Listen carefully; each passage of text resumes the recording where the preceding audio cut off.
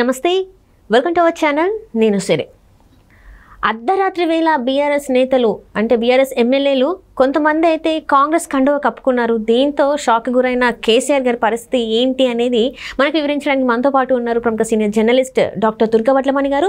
నమస్కారం మేడం. నమస్తే మేడం. ఎప్పుడు అంటే చాలా రోజుల నుంచి అనుకుంటున్నాం మనం బీఆర్ఎస్ నుంచి వెళ్ళి ఇంకా ఖచ్చితంగా వలసలు అంటే పక్క పార్టీలు చూస్తారని చెప్పేసి అనుకుంటున్నాం. కానీ కేసీఆర్ గారు మాత్రం గట్టిగా ఉండి అంటున్నారు, నేను నా వాళ్ళు నాతోనే ఉంటారని చెప్పేసి తను మొన్న మాట్లాడడం జరిగింది. అలాంటిది ఇప్పుడు ఏంటంటే చడి చప్పుడు లేకుండా అర్ధరాత్రి వేళ, అది కూడా 11:30 ఆ టైంలో బీఆర్ఎస్ ఎమ్మెల్సీలు కొంతమంది ఏంటంటే కాంగ్రెస్ కండువ కప్పుకున్నారు రేవంత్ రెడ్డి గారి హయాంలో.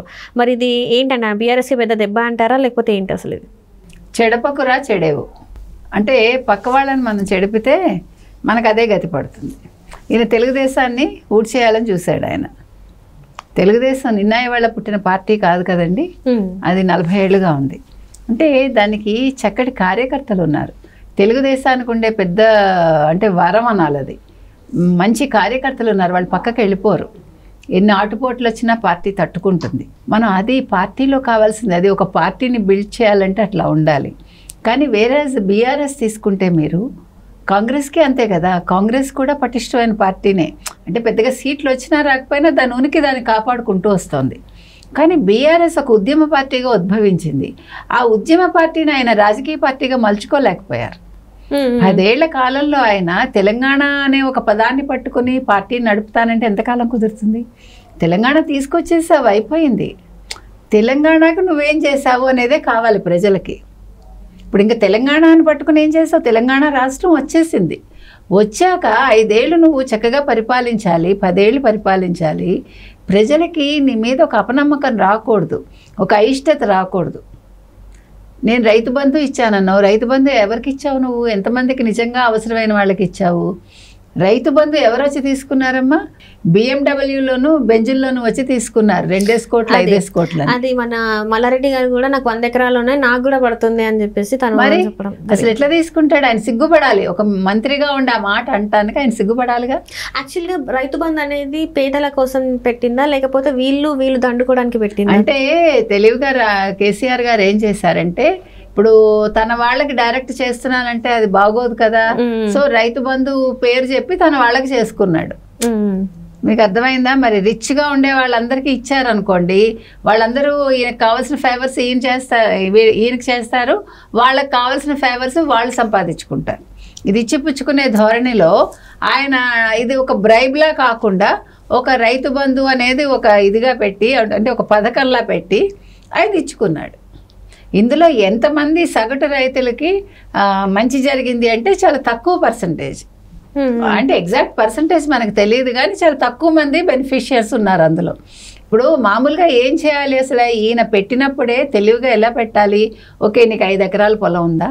లేదు నువ్వు అంటే ఇప్పుడు వేరే వాళ్ళది కౌలుకు తీసుకుని చేసే రైతులకు కూడా కౌలు రైతులకు కూడా ఇవ్వాలి లెక్క ప్రకారం. అయితే కౌలు రైతులే ఇక్కడ నష్టపోయారు మేడం. ఎందుకంటే వాళ్ళ దగ్గర అసలు భూమి ఉండదు.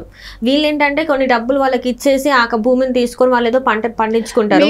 వాళ్ళకి ఇవ్వకుండా ఈ ఆల్రెడీ ఉన్న వాళ్ళకి మళ్ళీ దోచిపెట్టడం ఏంటనేది చాలా మంది రైతులు అదే అడిగారు. లేని వాళ్ళకి పంచండి కానీ ఉన్న వాళ్ళకి మళ్ళీ ఇవ్వడం ఏంటి అని చెప్పేసి. ఇప్పుడు అదే అక్కడ జరిగిన తప్పిదం అది. వేరే మీరు ఆంధ్రప్రదేశ్ లో తీసుకుంటే ఇప్పుడు రైతులు చాలా మంది అమరావతి కోసం భూములు ఇచ్చారు కదా. భూములు ఇచ్చినప్పుడు దాన్ని వాళ్ళు 3 రకాలుగా డివైడ్ చేసి ఇప్పుడు ఈ కౌలు రైతులకు కూడా న్యాయం చేశారు చంద్రబాబు నాయుడు గారు. మీకు తెలుసా? వాళ్ళకి పెన్షన్ లాగా ఇస్తున్నారు. ఇది చాలా మందికి తెలియదు. అంటే విజన్ ఉండడం అంటే అది. మనం ఎందుకు చంద్రబాబు గారిని ఎన్నిసార్లు చెప్పినా విజనరీ ముఖ్యమంత్రి అని ఎందుకు అంటామంటే దీనికోసమే. మీకు అర్థమైందా? కాబట్టి ఆ తెలివి లేదు వీళ్ళెవరికి. ఏంటి చంద్రబాబు గొప్పతనం ఏంటి అంటారు. చంద్రబాబు గొప్పతనం అది, ఎవరికి నిజంగా బెనిఫిట్ కావాలి. ఈరోజు వీళ్ళు రైతు బంధువు పెట్టి కౌలు రైతులకు ఇవ్వలేదు కదా. కాబట్టి అసలు ఆయన ఓడిపోవటానికి చాలా రీజన్స్ ఉన్నాయి. కర్ణుడి చావుకి 1,00,000 కారణాలు అన్నట్టుగా ఈయన చేజేతులా చేసుకున్నారండి. అసలు ఫోన్ ట్యాపింగ్ ఏంటండి? తండ్రి కొడుకులు కలిపి ఏంటి ఏం చేస్తావు నువ్వు పక్కవాడి మాటలు విని? అసలు పోలీసులే అంటే ట్యాపింగ్ చేసిన వాళ్ళే వాళ్ళని బెదిరించి, నేను ఇవాళ చూసారా మీరు టీవీలో వాళ్ళ షేర్స్ రాయించేసుకున్నాడు ఒక పోలీస్ ఆఫీసర్. ఎవరు చెప్తున్నారు? ఈ ఫోన్ ట్యాపింగ్ చేసిన ఆయన గురించి ఒకళ్ళు చెప్తున్నారు. అసలు అంటే వ్యవస్థ ఎక్కడికి వెళ్ళింది? బీఆర్ఎస్ టైంలో వ్యవస్థ ఎక్కడికి వెళ్ళింది? ఇక్కడ ఫోన్ ట్యాపింగ్లు, ఆంధ్రాలో ఫోన్ ట్యాపింగ్లు జగన్మోహన్ రెడ్డి హయాంలో ఎక్కడ మొత్తం వ్యవస్థని చెల్లాచెదురు చేసేసి అందరినీ జైళ్ళలో పడేసి, ఇక్కడ ఇంకా అంత ఘోరం లేదు కానీ ఇది ఇంకో రకం. ఎక్కడ తెలంగాణలో ఏంటండి ఫోన్ ట్యాపింగ్లు ఏంటండి? అక్కడ లిక్కర్ మాఫియా ఏంటండి? వాళ్ళ కూతురు. ఇప్పుడు నేను ఒకటి అడుగుతా, ఇప్పుడు కేసీఆర్ గారు ఇన్ని మాట్లాడుతున్నాడు కదా, చాలా నేను గొప్పవాడిని, దిగొచ్చాను, నేను చాలా ధైర్యవంతుడిని, లేకపోతే మరొకటి అంటాడు కదా. ఒక తండ్రిగా ఆయన కవితను కలిశాడా ఇంతవరకు? కలవాలి కదా. ఇప్పుడు ఇవన్నీ తప్పులు పక్కన పెట్టండి. కూతురు తప్పు చేసిందంటే తండ్రి ఇచ్చిన ఇదే కదా. ఇప్పుడు తండ్రి ఇచ్చే భరోసా లేకుండా కూతురు తప్పు చేయదుగా. నువ్వు ఒక ముఖ్యమంత్రి స్థాయిలో నువ్వు తప్పు చేయకపోతే నీ కూతురు తప్పు చేయదు, నీ కొడుకు తప్పు చేయడు. అసలు ఫ్యామిలీని తీసుకొచ్చి మొత్తం నలుగురు ఈ రాష్ట్రాన్ని తెలంగాణని పంచుకునేది నలుగురే బాగుపడింది. తెలంగాణ వచ్చాక బాగుపడింది నలుగురు. ఆ నలుగురితో ఇంకో 400 మంది ఉండొచ్చు, మనకి ఎగ్జాక్ట్గా తెలియదు. ఎందుకు చెప్తున్నావంటే నువ్వు తండ్రిగా నువ్వు నీ కూతుర్ని కలవాలి. ఆ కూతురు మనసు వేదన చెందుతుంది కదా. తప్పు చేసింది కరెక్టే, తప్పు ఎందుకు చేసింది, ఎవరి వల్ల చేసింది? ఇప్పుడు ఫోన్ ట్యాపింగ్ ఆయనకు తెలిసే జరిగిందిగా, అట్లాగే లిక్కర్ స్కామ్ ఆయనకు తెలిసే జరిగింది అన్నదే మనకి రిపోర్ట్స్ వచ్చాయి. కాబట్టి నువ్వు తండ్రిగా ఫెయిల్ అయ్యావు, ఒక ముఖ్యమంత్రిగా ఫెయిల్ అయ్యావు నువ్వు.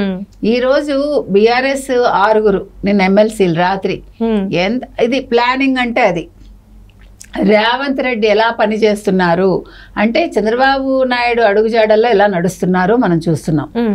రాత్రి వాళ్ళు నిన్న కామ్గా మాట్లాడుకున్నారు. నిన్న బీఆర్ఎస్ వాళ్ళు కాంగ్రెస్ వాళ్ళతో కామ్గా మాట్లాడుకున్నారు. రాత్రి 11:30 వరకు ఏదో హోటల్లో మాట్లాడుకుని అన్ని ఫైనల్ అయిపోయింది. 11:30కి రేవంత్ రెడ్డి ఇంటికి వెళ్ళారు. ఆయన లేట్ అయింది, ఆయన ఫ్లైట్ అంటే ఢిల్లీ వెళ్ళారు కదా, ఢిల్లీ నుంచి వచ్చేసరికి 1 గంట అయింది. 1 గంటకి ఆయన దీపాదాస్ మున్షీను తర్వాత రేవంత్ రెడ్డి ముఖ్యమంత్రి సమక్షంలో వాళ్ళు జాయిన్ అయిపోయారు, కండువా కప్పేసుకున్నారు కాంగ్రెస్ది. అంటే ఎందుకు చెప్తున్నామంటే ఇది ఎంత పెద్ద షాక్ బీఆర్ఎస్కి. ఆయన ఏమంటున్నాడుగా, వెళ్తే వెళ్ళిపోని అని అన్నట్టు మాట్లాడాడు. నువ్వు నేర్పిన విద్య ఇది. ఎందుకంటే నువ్వు ఆ రోజు నీకెందుకు అసలు నీకు అంత మెజారిటీ వచ్చినప్పుడు, నీకు ఒక రాష్ట్రం నీ చేతికి వచ్చినప్పుడు నువ్వు తెలుగుదేశాన్ని ఎందుకు నువ్వు నాశనం చేయాలని చూసావు? ఇవాళ అదే తెలుగుదేశం మళ్ళా లేచింది కదా, బంతిలాగా పైకి లేచింది. ఇవాళ ఫీనిక్స్ పక్షిలాగా పైకి లేచింది కదా, రేపొద్దున తెలంగాణలో కూడా లేస్తుంది. ఇప్పుడు నీ దగ్గర ఉన్న కార్యకర్తలు కావచ్చు, నీ దగ్గర ఉన్న మాజీ మంత్రులు కావచ్చు, ఇందులో 300 మంది తెలుగుదేశం వాళ్ళే. వాళ్ళు కాంగ్రెస్కైనా వెళ్తారు, లేదు రేపొద్దున తెలుగుదేశానికైనా వస్తారు, ఇంకా మాట్లాడితే జనసేనకి వెళ్తారు. ఎందుకు చెప్తున్నామంటే మనం చేసుకునే తప్పులు మన మీద ఎలా ఉంటాయి. ఇప్పుడు ఈ ఎవరెవరు ఇది వెళ్ళిపోయారని చూస్తే మనం చూడండి, వాళ్ళు ఏం చేశారంటే శుభ్రంగా కారు దిగి చెయ్యి అందుకున్నారు అనమాట. భానుప్రసాద్ గారు, బసవరాజు సారయ్య గారు, దండే విఠల్ గారు, ఎంఎస్ ప్రభాకర్ గారు, ఎగ్గె మల్లేశం గారు, బొగ్గారపు దయానంద్ గారు, ఈ 6 బీఆర్ఎస్లో చేరారు. కాబట్టి ఇంకా ఆల్మోస్ట్ అయిపోయింది బీఆర్ఎస్ పని. అంటే ఇప్పటి వరకు అంతో ఇంతో కొంచెం బలం ఉంది అనుకున్న ఇది కూడా పోతుంది. ఇవాళ రేవంత్ రెడ్డి అదే కదా చెప్పారు, ఇంకా అయిపోయింది బీఆర్ఎస్, అది నిన్నటి పార్టీ, భవిష్యత్తు లేదు దానికి. Right madam, right. Thank you so much.